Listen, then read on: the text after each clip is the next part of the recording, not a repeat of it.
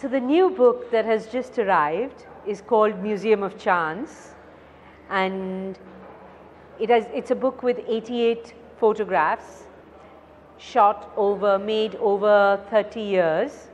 So it's even before Zakir work to now.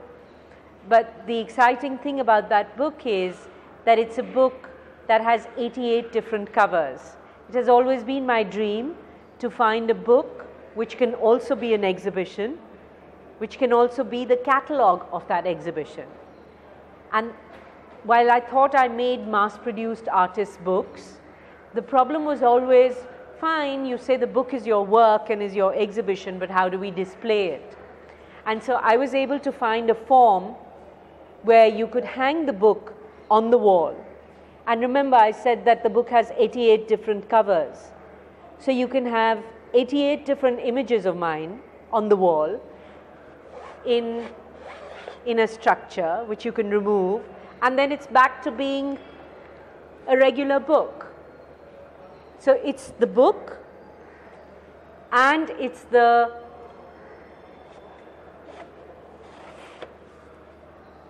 exhibit for the wall. This was very important for me because even when I sent a letter, the idea that the book could also be the exhibition was very important, but I couldn't quite find the form. And so now that I have found this form, I really don't see the point of even having print exhibitions. You see, earlier one made silver gelatine prints. And yes, then you could say the silver print was the original and the book was a reproduction. But now that we are using digital scans, I scan my negatives. I don't see why there should be this kind of difference between a digital print and an offset print. I actually love the quadratone quality that Steidl is able to produce with 4 blacks in a black and white book. I prefer it to my inkjet prints. So the book is my work. It is my contemporary artwork. And finally, I think I found the form that people will understand that from, rather than me just saying all the time, the book is at the heart of my work. Absolutely. I think photography is really about the editing and the sequencing. Images are being made all around us all the time, and some very beautiful, very compelling, very powerful images. So that's not enough. For me, it never was. It was always important to edit and then to sequence and then to find a form. This edit was based upon chance. It was to try and look at all the chance encounters in my life, all the people that keep reappearing, the situations that keep reappearing, the chance that leads from one to the other, to the other, to the other. Because I believe as an artist, if I can just remain open to chance and let things happen, let life happen, incredible things happen if you let life be. It's when you try to choreograph too much and say, I'm making a book of family portraits, or I'm making a book of chairs, or I'm making a book of files. That's one kind of work. It doesn't interest me because I think we live in lots of parallel worlds at the same time. And so chance gave me a possibility to explore that. But the editing of it is crucial. It's really like trying to build a symphony. And you have one false note. You hear it immediately and the whole thing collapses. So really important to almost have a certain tone in your head, to have a piece of music in your head, and then to build the symphony of the book to that music, to try and make sure that you are not striking a wrong chord. And if you are, it's for a good reason. It's because you want to irritate the reader or the audience. Yes, I think I knew from the beginning that photography is a tool. It's a wonderful tool. It has a lot of possibilities, but it's not enough in itself. It's not enough just to make photographs. And if I have to think of how I'm going to build a narrative in that photography, I either look to literature. Most times I look to literature, And occasionally, or I also equally look to music, because it's, I think, the training of the years spent with classical music. Even, for example, when we were talking, TMK and myself, about how to structure the talk, I said, well, it could be a series of alaps. We don't really have to do a full rag presentation. Or should we just jump into the jhala and go, you know, like that? So for me, it's just become the reference. It's the way I think about people. Even when I look at photographs, I feel I hear a certain tone from them.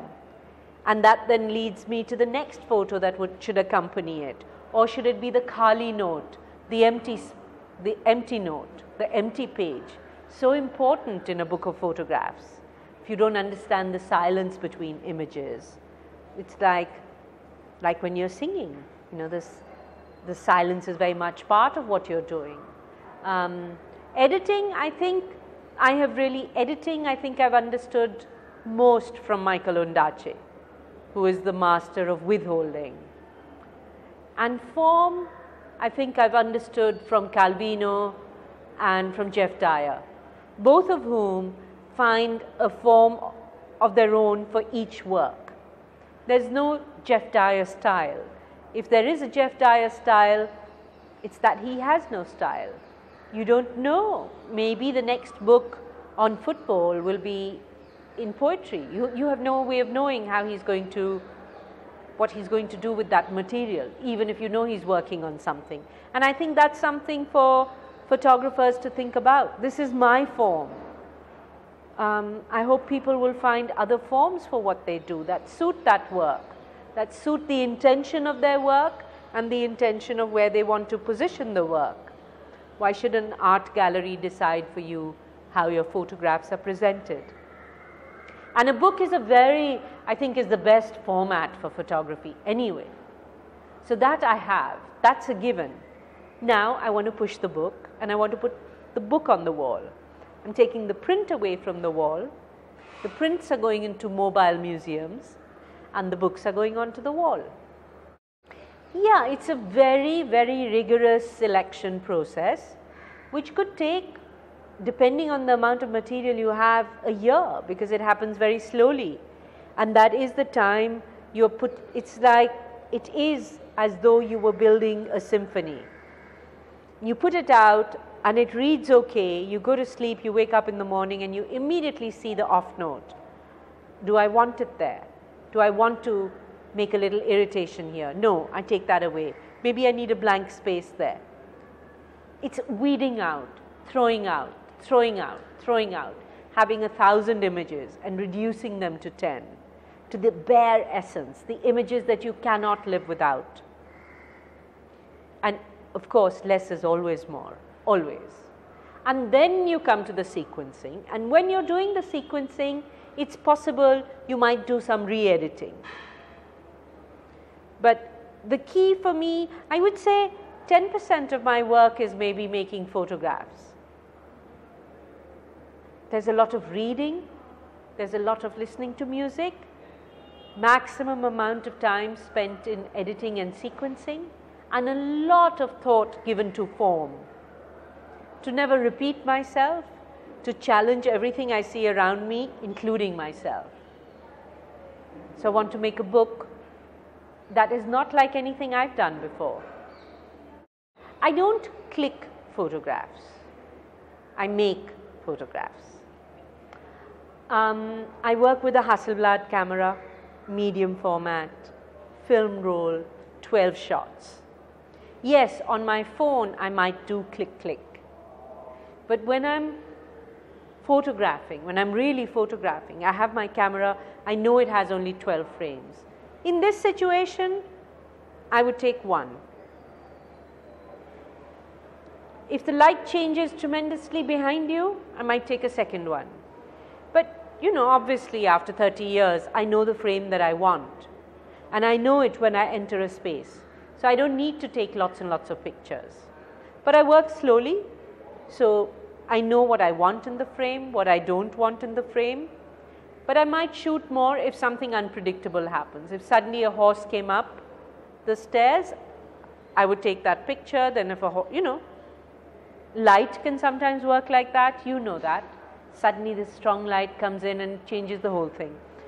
I make photographs quite intuitively, but I would say it's a very informed intuition, and I try not to edit at the time of photographing. So I don't say, oh, I'm in Chennai, I'm photographing the writers, therefore I can't photograph the filmmaker. If I see that there is something interesting, something that is pulling me to make that photograph, I do it. And then it might sit in my archive for 20 years before I say, oh, where is that photograph I made of the cameraman in Chennai at the Lit Fest, because I need it here. So there's a great back and forth in my work now. And I'm very, very grateful to the man who advised me to just keep photographing it all through the 90s, to not do exhibitions, to not do books, but to really build my archive. I still want to focus a lot on that, while everything is still moving and I can travel in the same way. Because what form it'll take can come later. I don't have a form in mind and then photograph. No, unless I'm doing family portraits, which are entirely posed. They are like a theater that we do together. Where do you want to be photographed? How do you want to sit? Who do you want in the photograph? Who do you consider family? Do you want your dog? Do you not want your dog? It's all a drama. Entirely posed, collaboratively posed. The empty spaces, people without, the photographs without people, as I find them. And that's why I like to have full permission when I go into a place. Like say the Chennai Museum. If I can't photograph it the first time I see it, and then when I come back to re-photograph it, then it's more like a commission, of feeling that I have to do this. It's very important for me to enter a space and know that I can photograph it. Every time I try to come back, it's like trying to go to the same restaurant to have the same meal again, and it's never going to taste as good as that time. And somehow that comes through in the photographs, that this is too deliberated, it's too invested. I don't like that when that comes through in photographs, and at least I can read it, so I assume that my readers can read it too. So my shooting still happens with film, medium format film, very difficult to get. I have to, each time I come to India, I hand carry 200 rolls because that's as much as you can physically hand carry. Hope to God they don't get x-rayed, and I store them very well. I like to shoot on film because I like exactly the way it slows me down. But then I'm unable to make silver prints because I don't get that fine forte paper anymore. I don't like the Ilford paper that we get now. So I scan the negatives, drum scan the negatives, and then make digital prints and books out of the same scan. Tri-X, Kodak Tri-X 400 ASA black and white. Sometimes I shoot in color with Portra VC, but not so much. It's mainly black and white. Yes, I rarely shoot outdoors. Since I'm always shooting indoors, I'm always at 2.8 and 30th of a second 400 ASA. So even when I'm shooting on my new phone, which allows you to shoot manually, it's an amazing gadget that Panasonic has made. They call it the smart camera actually. There too, I have the same 2.8, 30th. Sometimes I make it 1600 because it's digital. But that's interesting. So when you can have a camera where you can do all the manual settings and it's a phone, yes, then it's a time for me to start thinking about digital. I don't want to go to digital and do the same thing that I did with film. I think it's a new form, it's a new medium, and new forms will emerge for it. Who knows, I may not make prints at all. It might just all be projections now. This is the other cover of the Museum of Chance book, the flip side. The book has 88 black and white images. Each of those images is repeated on the cover. So there's 88 different covers. So if you like my work, you buy 5 of my books and you have 10 works of mine, and then you hang them on the wall and keep changing the sequence between the books and with the front and the back. So now I don't know what to call this. Up to now I'm calling it a book object. But it's a book and an exhibition. And I feel very proud for having been able to do that. It took 30 years, but it's worth it.